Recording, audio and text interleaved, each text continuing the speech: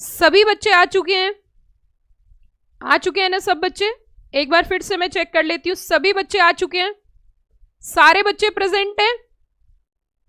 Haryana Haryana Haryana Haryana Haryana state के बच्चे सारे प्रेजेंट हैं? Okay okay okay, good good. Delhi वाले, दिल्ली वाले, Delhi present? Okay okay.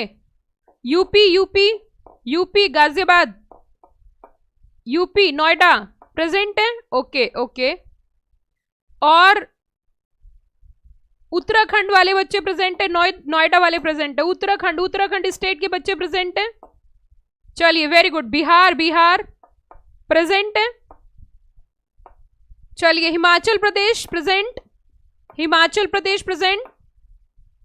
Poona, Poona, Poona वाले? चलिए तो काफी बच्चे प्रेजेंट है। अब हम अपने टॉपिक की ओर आगे बढ़ते हैं और बहुत ही अच्छे तरीके से इस टॉपिक को समझते हैं। टॉपिक का नाम है formation and registration of NGOs.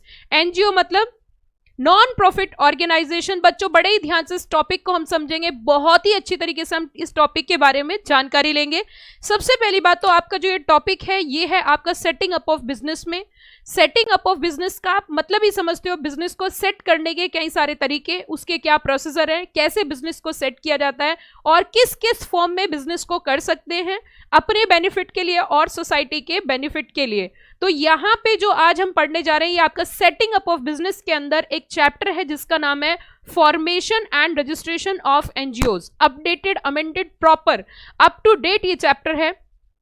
तो हम इसमें क्या समझेंगे? हम इसमें समझेंगे कि रजिस्ट्रेशन और फॉर्मेशन ऑफ एनजीओ।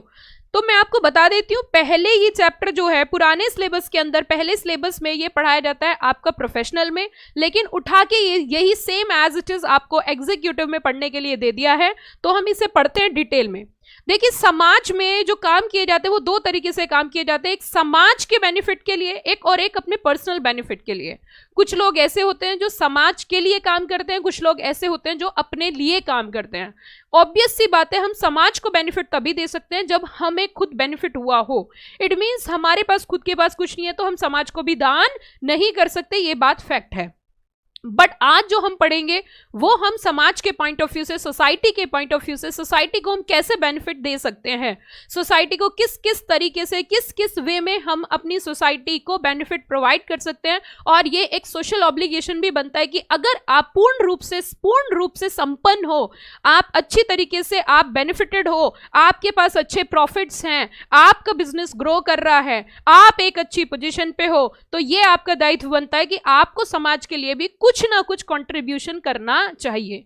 तो यहाँ पर जो हम आज पढ़ने जा रहे हैं वो पढ़ने जा रहे हैं non profit organisations. It means समाज में किस किस तरीके से, किस किस फॉर्म में हम दान कर सकते हैं, किस किस तरीके से हम समाज को बेनिफिट पहुंचा सकते हैं। ध्यान से समझना बच्चों, तीन तरीके से पूरे चैप्टर जो है वो दो पार्ट में डिवाइड है। एक तो पहला होगा फॉर्मेशन, आप देखोगे पहले हम इसमें पढ़ेंगे फॉर्मेशन और दूसरा हम इसका पढ़ेंगे रजिस्ट्रेशन। पहला हम पढ़ेंगे फॉर्मेशन एंड रजिस्ट्रेशन, लेकिन किस किस तरीके से यहाँ पे काम हो सकता है, अगर आप देखोगे यहाँ पे तीन तरीके से काम होंगे। तीन का ही हम प्रोविजन पढ़ेंगे, तीन का ही हम रजिस्ट्रेशन पढ़ेंगे। तो वो तीन तरीके क्या होते हैं जरा समझिए। तीन तरीके वो क्या क्या हो सकते हैं?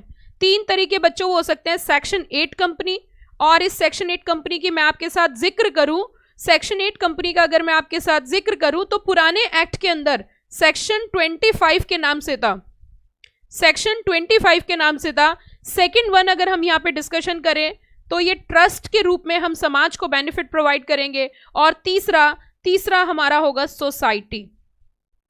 तीसरा हमारा होगा society. The entire chapter cover करता है तीन कॉन्सेप्ट को, section 8 company, trust and third one is a society. It means तीन कॉन्सेप्ट हमें डिटेल में यहां पे समझने हैं, section 8 company, trust and society. पहले सेक्शन 8 कंपनी के बारे में समझेंगे, फिर ट्रस्ट के बारे में समझेंगे, फिर सोसाइटी, फिर तीनों का हम रजिस्ट्रेशन और फॉर्मेशन किस प्रकार से होता है वो हम देखेंगे डिटेल में। Now come to the first topic. It means समाज में दान करने के लिए ऑर्गेनाइज तरीका है सेक्शन 8 कंपनी। मुद्दा नंबर 1, क्वेश्चन नंबर 1। मैम क्या ये कंपनी है? मैंने कहा बिल्कुल, यस ऑफ कोर्स ये कंपनी है।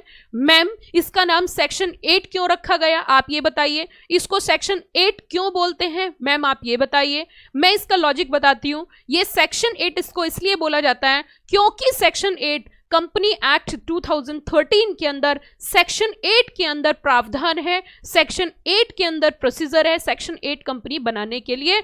आप इसे नॉन प्रॉफिट ऑर्गेनाइजेशन बोल सकते हो, क्योंकि आप ना तो इस कंपनी के नाम के अंत में लिमिटेड वर्ड यूज होता और ना ही प्राइवेट लिमिटेड, ना ही लिमिटेड और ना ही प्राइवेट लिमिटेड वर्ड का इस्तेमाल किया जाता। इसमें किसी तरीके का limited private limited word use नहीं होता, इसमें एनजीओ वर्ड यूज किया जाता है। इट मीन्स यहां पे जब आप चैप्टर पढ़ोगे सेक्शन 25 का भी जिक्र होगा। भाई और बहनों मित्रों, सेक्शन 25 की हम बात करें, ओल्ड कंपनी एक्ट 1956 के अंदर सेक्शन 25 का जिक्र हुआ था, क्योंकि वहां पे सेक्शन 25 के अंदर प्रोसेस था इस तरीके की कंपनी को बनाने का। लेकिन अगर हम बात करें आज के टाइम की, आज के युग की, आज के समय की, तो आज ये दिया हुआ है सेक्शन 8 के अंदर, तो कंपनी एक्ट 2013 में से सेक्शन 8 कंपनी बोलते हैं। क्वेश्चन नंबर 1, मैम जैसे कि आपने बोला एनजीओ, एनजीओ मतलब नॉन प्रॉफिट ऑर्गेनाइजेशन, तो मैम क्या इनके अंदर प्रॉफिट्स नहीं होते? क्या ये एक ऐसी कंपनी है जिसमें प्रॉफिट्स है ही नहीं? क्या यहाँ पे प्रॉफिट के लिए काम नहीं किया जाता? तो आपके माइंड से मैं कंफ्यूजन प्राइमा फेसिया, पहली बात मैं यही क्लियर करना चाहती हूँ, इस तरीके की कंपनी के अंदर प्रॉफिट्स तो होते हैं। आप मुझे एक बात बताइए, क्या कोई ऐसी कंपनी हो सकती है जिसमें प्रॉफिट ही ना हो? क्या कोई ऐसा काम हो सकता है जिसमें प्रॉफिट ना हो? भाई और बहनों, प्रॉफिट यहाँ पर भी होते हैं, लेकिन यहाँ पे जो ऑब्जेक्टिव है, ये अगर प्रॉफिट के लिए यहाँ पे जो प्रॉफिट्स होते हैं उन प्रॉफिट का डिस्ट्रीब्यूशन नहीं किया जाता, उस प्रॉफिट को फिर दोबारा से समाज में लगा दिया जाता है, समाज के ऑब्जेक्टिव के लिए, समाज के बेनिफिट के लिए, समाज को कुछ ना कुछ बेनिफिट देने के लिए लगा दिया जाता है। क्वेश्चन नंबर 1, क्या मैम यहाँ पे जो कंपनी बनाई जाती है और जो एक नॉर्मल कंपनी होती है, उन दोनों कंपनीज में क्या अंतर है?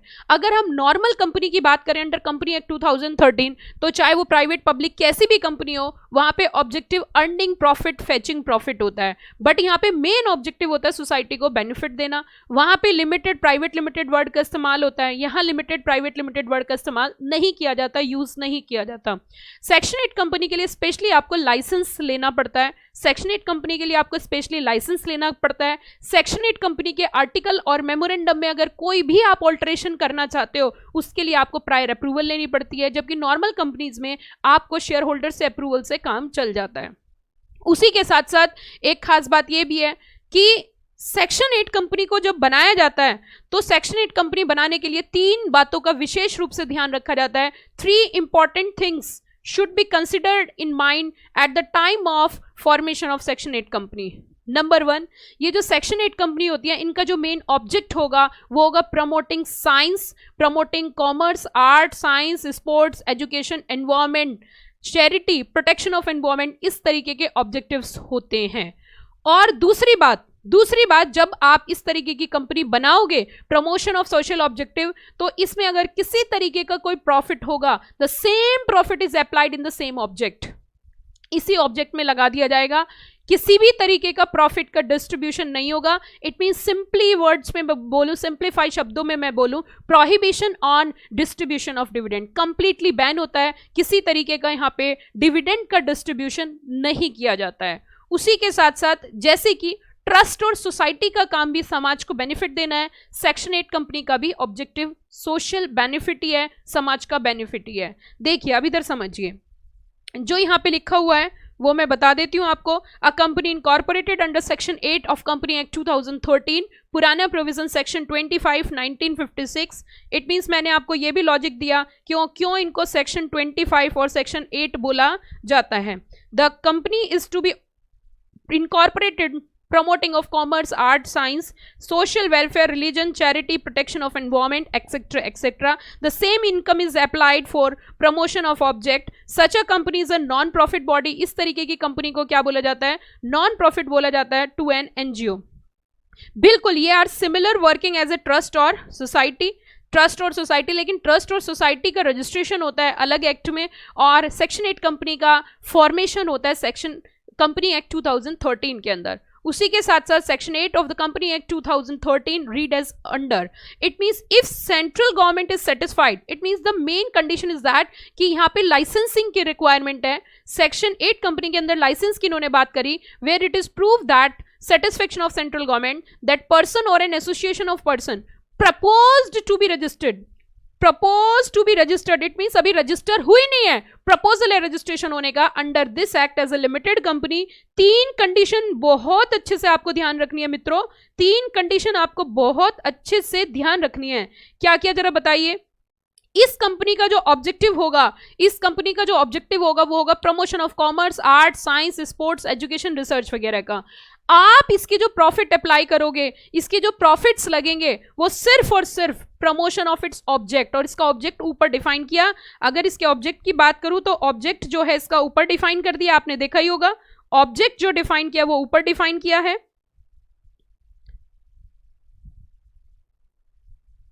Promoting its object.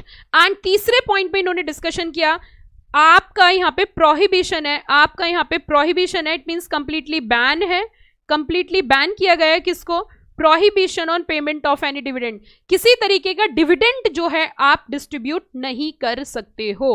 अगर गवर्नमेंट सेटिस्फाई होती है, आप यहां पे ऊपर तीनों कंडीशन, कंडीशन नंबर 1, 2 एंड 3, अगर ये कंडीशन सेटिस्फाई कर देते हो, अगर ये कंडीशन सेटिस्फाई कर देते हो, तीनों कंडीशन एक साथ पूरी करनी है, ऐसा नहीं है 1 2 3, no, A B and C, A plus B plus C, तीनों कंडीशन आपको पूरी करनी है। अगर आप तीनों कंडीशन पूरी कर देते हो तो सेंट्रल गवर्नमेंट क्या इशू करती है, सेंट्रल गवर्नमेंट इशू करती है यहाँ पे लाइसेंस, सेंट्रल गवर्नमेंट क्या इशू करती है, लाइसेंस इशू करती है। और ये बात साफ तौर से बोल देती है, इस तरीके की कंपनी में आप कोई भी एडिशन नहीं करोगे लिमिटेड और प्राइवेट लिमिटेड का, आप किसी तरीके का लिमिटेड और प्राइवेट लिमिटेड का इस्तेमाल नहीं किया जाएगा। उसी के साथ साथ यहां पे जो कंपनी रजिस्टर होगी वो सारे के सारे बेनिफिट्स मिलेंगे जो कि एक लिमिटेड कंपनी के होते हैं, subject to all obligations of limited company, privileges भी होंगी। फर्म में be member of company register under this section, it means यहां पे इन्होंने एक और बात बोली, मैं यहां पे आपको डीप में ले जाना चाहूंगी, इस पॉइंट में डिटेल में बताना चाहूंगी, क्योंकि ये पॉइंट ही कुछ इस तरीके का आया तो मैं इसके बारे में आपको डिटेल में क्लियर करती हूं, समझिए ध्यान से। एक्चुअली अगर हम बात करें यहां पे अब 3 एक्ट पिक्चर में आ जाएंगे, यहां पे एक होगा कंपनी एक्ट, दूसरा होगा कॉन्ट्रैक्ट एक्ट और तीसरा होगा पार्टनरशिप एक्ट। 3 एक्ट का मैं यहाँ पे डिस्कशन करती हूँ, अलग अलग तीनों एक्ट की बातें करती हूँ और फिर मैं आपको बताती हूँ एक्चुअली है क्या कि अगर देखा जाए कॉन्ट्रैक्ट एक्ट क्या कहता है, कॉन्ट्रैक्ट एक्ट बोलता है every person is capable to enter into contract who is of sound mind, major and not disqualified by any law. Okay, वहां पे वर्ड यूज किया गया person, every person, word is use person. अब मुद्दा ये उठता है कि पर्सन जो शब्द यूज किया गया, क्या उसके अंदर 2 तरीके के पर्सन आते हैं, one is artificial person, second one is a natural person. फिर दोबारा से समझिए, इट मींस अगर हम पर्सन की बात करें तो पर्सन 2 तरीके के होते हैं, one is a artificial person and second one is a natural person. 2 person वहां पे कवर किए गए। वर्ड क्या यूज किया, as per the provision of section number 10 of Indian contract act every person, फिर दोबारा से मैं उस शब्द पे फोकस करती हूं, every person is capable to enter into contract who is of sound mind, major and not disqualified by any law. तो word is used person, it means person होना चाहिए कॉन्ट्रैक्ट करने के लिए। पर्सन बोले तो आर्टिफिशियल पर्सन हो सकता है, पर्सन बोले तो नेचुरल पर्सन हो सकता है। ये 2 बातें हमारे सामने आई। अब मुद्दा ये उठता है कि जब एक कंपनी का कोई मेंबर बनता है तो क्या वो कॉन्ट्रैक्ट होता है, जब एक कंपनी का कोई मेंबर बनता है तो क्या कॉन्ट्रैक्ट होता है या कॉन्ट्रैक्ट नहीं होता। सबसे पहला क्वेश्चन ये, मैम आंसर इज यस, वो एक कॉन्ट्रैक्ट होता है, वो एक क्या होता है, कॉन्ट्रैक्ट होता है। ये बात क्लियर होगी। नाउ अब तीसरी बात आती है, क्या एक पार्टनरशिप जो होती है क्या एक पार्टनरशिप फर्म जो होती है वो आर्टिफिशियल पर्सन है या नेचुरल पर्सन है। ना तो वो आर्टिफिशियल पर्सन है ना वो नेचुरल पर्सन है। फर्म की अपनी कोई आइडेंटिटी नहीं होती, फर्म की सेपरेट लीगल एंटिटी नहीं होती। पार्टनर्स और firm both are the same thing, है ना। कलेक्टिव पार्टनर्स जो होते हैं उसे फर्म बोला जाता है। तो ये बात साफ हो चुकी है कि अगर देखा जाए तो पार्टनरशिप फर्म जो है उसका लीगल एंटिटी नहीं होती, वो पर्सन नहीं होती। तो यहाँ पे एक बात साफ हो जानी चाहिए कि जब वो पर्सन नहीं है तो वो कॉन्ट्रैक्ट नहीं कर सकती, और कॉन्ट्रैक्ट नहीं कर सकती तो वो यहाँ पे कंपनी में मेंबर नहीं बन सकती है। ठीक है, लेकिन यहाँ पे इन्होंने बोला क्या, यहाँ इन्होंने बोला कि एक फर्म यहाँ पे कौन सी फर्म की बात हो रही है, पार्टनरशिप फर्म, एक पार्टनरशिप फर्म भी क्या हो सकती है, मेंबर बन सकती है। नाउ इन्होंने यहाँ पे ये बात क्यों रखी और इसका लॉजिक क्या है? देखिए, जब भी कभी कोई कॉन्ट्रैक्ट किया जाता है तो उसमें कुछ राइट्स और ऑब्लिगेशन होती है, क्योंकि उन दोनों के बीच में एग्रीमेंट होता है तो दोनों के राइट और दोनों की ड्यूटीज होती हैं, राइट और ऑब्लिगेशन जिससे हम बोलते हैं। अगर कोई नहीं उसको फुलफिल करता तो उसके खिलाफ केस हो जाता है क्योंकि ब्रीच ऑफ कॉन्ट्रैक्ट होता है। बट यहाँ पे तो वो कहानी है बच्चों, नेकी कर और दरिया में डाल। दोबारा समझिए क्या कहानी है, नेकी कर और दरिया में डाल। यहाँ पे जो प्रॉफिट्स लगेंगे वो प्रॉफिट सिर्फ अप्लाई होने हैं, वो प्रॉफिट सिर्फ यहाँ पे जो अमाउंट लगेगी, यहाँ जो पैसा लगेगा वो पैसा देने के बाद कंपनी को वापस लेने की कोई इंटेंशन नहीं है। इट मीन्स एक बार पैसा दे देना है और वापसी में कोई इच्छा जाहिर नहीं की जाएगी, वापस कोई पैसा नहीं लिया जाएगा। सुनिए ध्यान से, क्यों? क्योंकि prohibition on distribution of dividend, यहां तो नेकी कर और दरिया में डाल, एक बार जो पैसा चला गया वो चला गया, फिर उससे रिटर्न बैक की कोई इच्छा नहीं है।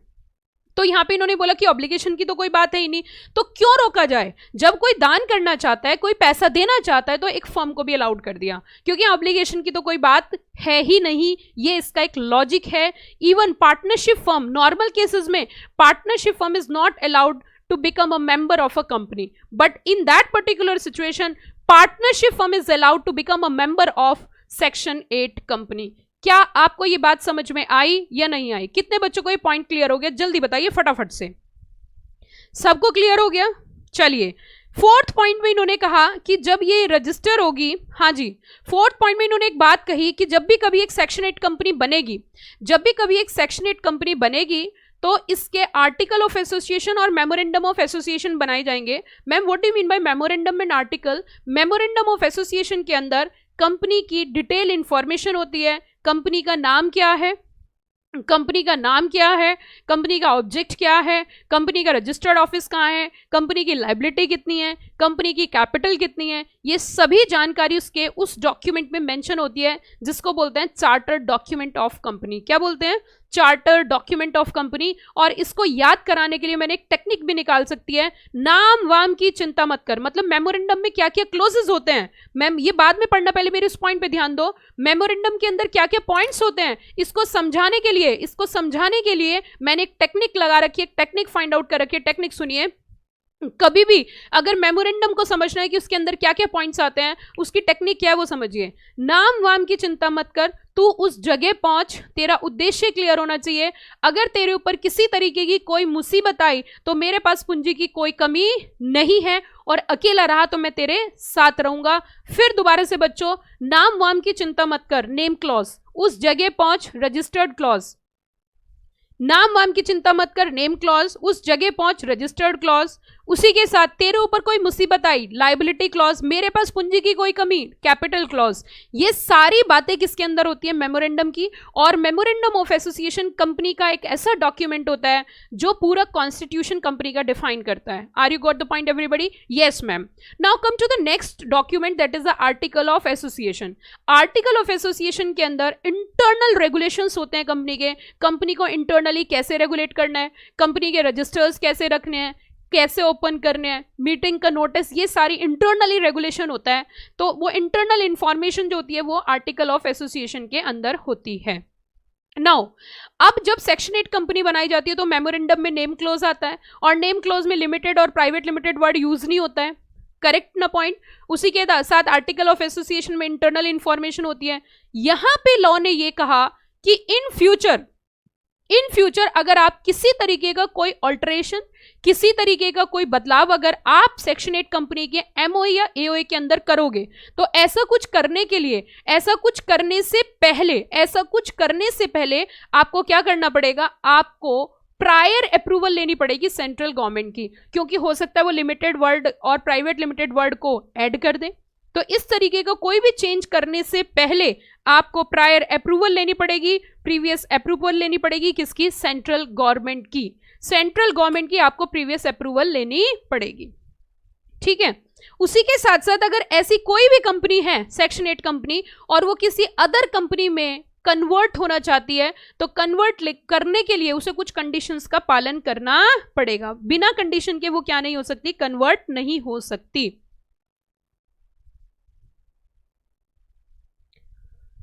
उसी के साथ साथ ये हमने कुछ सेक्शन 8 कंपनी के बारे में मैंने आपको कुछ पॉइंट्स बताए, सेक्शन 8 कंपनी क्या है। इसी तरीके से हम आगे चल के पढ़ेंगे दूसरी, ट्रस्ट और सोसाइटी। तो सेक्शन 8 कंपनी के और पॉइंट्स हमारे बचे हुए हैं, वो भी हम देखते हैं क्या क्या पॉइंट्स हैं। अब हम